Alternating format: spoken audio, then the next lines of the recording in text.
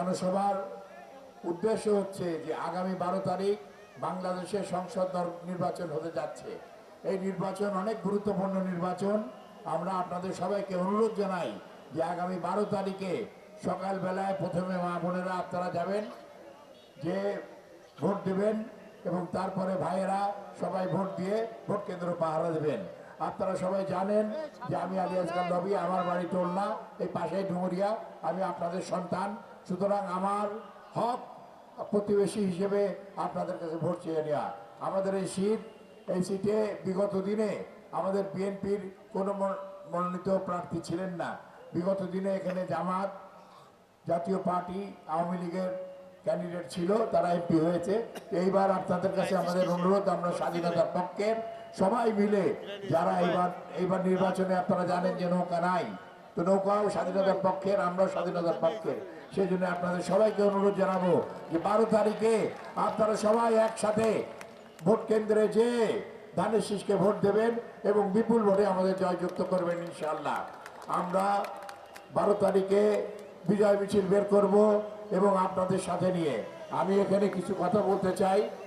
সেটা হচ্ছে আমাদের এই এলাকায় আমাদের সবচেয়ে বড় সমস্যা, সেটা হচ্ছে বিল ডাকাতিয়ার সমস্যা। এই বিল ডাকাতিয়ার সমস্যা আমাদের সমাধান করতে হবে। এই বিল ডাকাতিয়ার সমস্যা সমাধান না করতে পারলে, এই জলবদ্ধতা যদি আমরা সমাধান করতে না পারি, তাহলে আমাদের এখানে অনেক রকম অসুবিধা হচ্ছে। আমরা সমস্যায় জর্জরিত।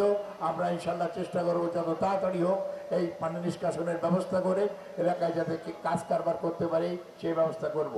আমাদের শিরোমণি থেকে বেজেরডাঙ্গা পর্যন্ত রাস্তা 4 লেন করার প্রস্তাব রাখবো ইনশাল্লাহ।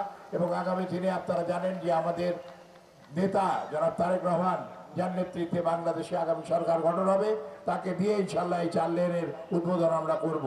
সিকিরাট ব্রিজ নির্মাণ করা হবে ইনশাল্লাহ।